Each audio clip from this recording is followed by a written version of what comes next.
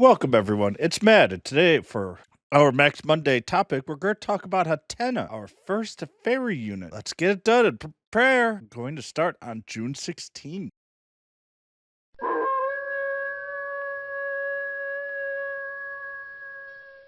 All right, so Hatenna is our first new Pokemon for our Monday schedule, starting on June 16th. We've had Machop and Chansey. Next week will be Caterpie, and then we'll get our other new Pokemon, Shuckle, on the 29th. Dynamax Hatenna is weak to Bug, Dark, and Ghost. Pretty specific weaknesses, and takes reduced damage from fighting and psychic. IVs are pretty narrow at 451 through 492. And Hatenna's stats are pretty low at 98 attack, 93 defense, 123 HP. So, all in all, I expect the battle to be pretty simple for us. But the more exciting Pokemon is Hatterene. That is the Hatenna evolution from Hatenna to Hattrem to Hatterene. Takes 125 candy. Hatterene is psychic and fairy. So, Hatterene takes increased damage from Ghost, Poison, and Steel. Unfortunately, Steel is not useful for the Dynamax fight, even though honestly it doesn't really matter. But interesting, Hatterene takes reduced damage from Psychic and 60.9% from Dragon and Fighting. This is one of the first major Dragon reductions that we have seen. For its stats, Hatterene has a pretty good attack, average defense, and poor HP. Unfortunately, I wish I could demax my Hundo Hatterene that I currently have, and I am a little short on candy, but this is a Pokemon that I am super excited for. All right, for Hatenna, for the Dynamax, we're going to be fighting. The Hatenna doesn't really matter for the fast attacks. They're both 1.5 seconds, and both honestly are poor. For the charge moves, though, we're going to see 2 Psychic and 1 Fairy. The fairy does the largest damage, but overall, because this is a 1 or 2 star battle, I don't expect very many attacks from Hatenna, so it doesn't really matter a great deal. For Hatterene, though, it is both a psychic and a fairy, and we're going to lean mostly on the psychic for most battles, as that has a 0.5 second attack with Psycho Cut for a fast attack. Hatterene is currently our only fairy fast attack with Charm. That is going to be pretty important, and we're stuck with using Charm for 1.5 seconds when we need a fairy attack. And to be honest, that's really going to limit its use as a tank because 1.5 seconds is just way too long. It will only be a finisher, but at least we do have a fairy Pokemon right now. Overall, its charge moves are varied, but we're not fighting any Hatterenes, just Hatennas, so I'm not going to cover them here. All right, for Hatterene, for fairy, I have it 10, 10, 10, but that's kind of a guaranteed. You could also consider it a 1, 1, 1.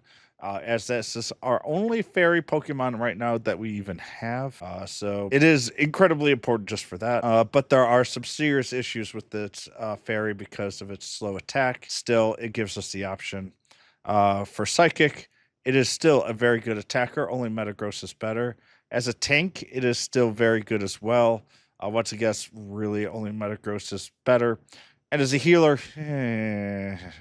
it's quite poor. Its HP is its big weakness. You are going to need to use shields if you use this as a tank, as a shielder. It is not a sponge, that is for sure. It is something, though, that I do think we're going to plan on using for some very specific units, which I'll talk about soon. So there's 2 damage capabilities. One is Psychic, the other one's Fairy.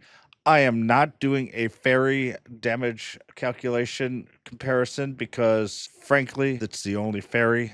So, from a fairy standpoint, it's the best, it's the worst, it's in 5th place, it's everything because it's the only one that we have. But for Psychic, Hatterene is actually incredibly strong. Only Metagross is stronger. But the big difference for Hatterene is Hatterene has a 0.5 second psychic damage move, where Metagross only has a 1 second damage move in the psychic category. Yes, I know there's going to be some comments saying, hey, Metagross has a 0.5 second bug. That's specific for bug because then it's going to be only doing bug damage.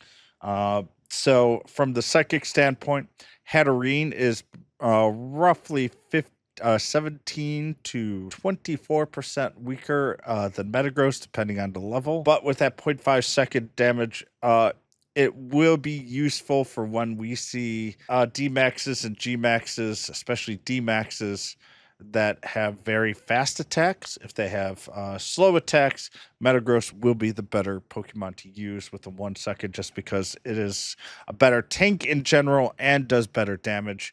But with the 0.5, if we do need a fast attack, we will be using Hatterene instead. So Hatenna, what mega units are we going to need for Candy? It's going to be the Psychic. We have 5.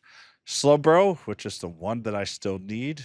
Scopely now. When are we getting Slowbro? Alakazam, Metacham, Gardevoir, and Gallade. It is going to be incredibly important for me. I am actually going to hunt Hatenna incredibly hard during Max Monday. We will be still under the Inteleon 1600 bonus. So if it's the 1-star that I expected, you can farm an awful lot of Hatennas during Max Mondays. And for most communities, unless if you're into really big cities, I do expect actually for you to be able to farm them completely out, at least in a short area. And I need the candies. As I say, I've been working on my Hatenna or Hatterene for my hundo. So I'm pretty low on candies overall. So for my overall battle plan, it should be a very easy battle. Haha. Your best friend will be Gengar for attack, especially Gmax if you have it. Defense will probably be best from Metagross, and you need to use Steel followed by Corviknight and Excadrill. Gengar will take potentially a little bit of damage, but if it's a 1-star, you could just put Gengar in there. It's not going to attack. If it's a 2-star, you may want to just have a defender and then send off with Gengar. But all in all, pretty easy fight. So is Hatenna worth it for you, or Hatterene? Simply, yeah. It's our first fairy attacker.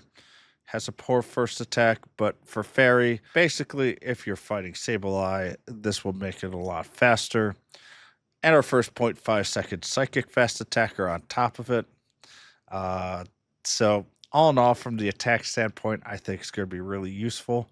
For defense, it's slightly better than average, but it has uniquely high dragon resistance, which I expect to see during the summer months. We are going to have Latias and Latios for Dynamax raids.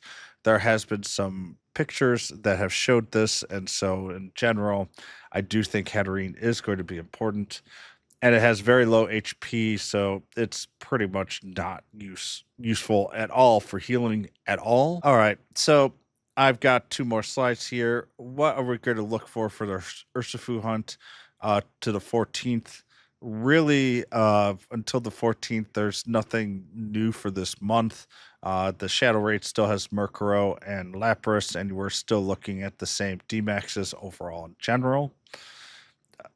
During the weekend, though, we will have Inteleon. If you are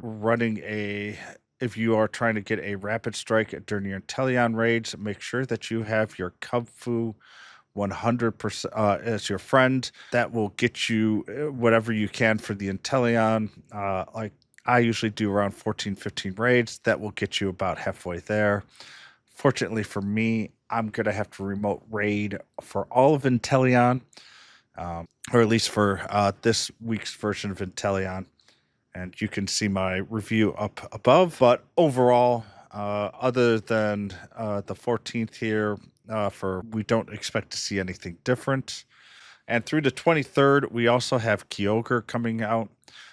So for people trying to upgrade the Rapid Strike, I do see a very easy chance for you to get even all 30. If you're pay to play, if you're free to play, you should be able to get around 13 to 14. Pretty simple between Kyogre's out and about and Inteleon. And obviously with Squirtle, Krabby, and Sobble, it's pretty easy to get Rapid Strike. Single Strike's still pretty much harder to overall get, but at the very least with Hatenna, now Sableye should be a lot easier for most trainers to do. I could solo it. Actually, I solo it with my Zamzenta now with taking no damage, but it is a relatively quote-unquote long battle for a 3-star for me. I have to do exactly 3 transformations to beat it. With Hattering, though, now with Zamzetta, it will be an easy 2 or potentially probably 2. It might be 1 depending on how strong Hattering is. But in general, that's what I have. I'm going to try to do a quick little New York City Go Fest review this week.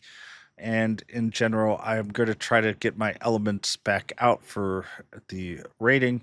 And overall, that's kind of what I've got this week. And next week, I'm traveling again this weekend. So I'm not going to have that many videos going on this week. I do apologize. And next week, I will be a little bit low on videos, but then I should be back to my normal 3 to 5 videos a week, as I'll be done with my traveling for a little while, or at least I hope so. I'm really missing home. But if you do enjoy this, please like and subscribe. I'm hoping this week I will be launching my Discord channel for people to join. On top of that, if you join my community, I will be opening it up for Gmax raids within my own community as well. That will be after Global Go Fest. And with that, that's all I've really got. My voice is a little bit hoarse from all the fun that I was having in New York City, but good luck. And as always, I'll try to do better next time. Bye, everyone.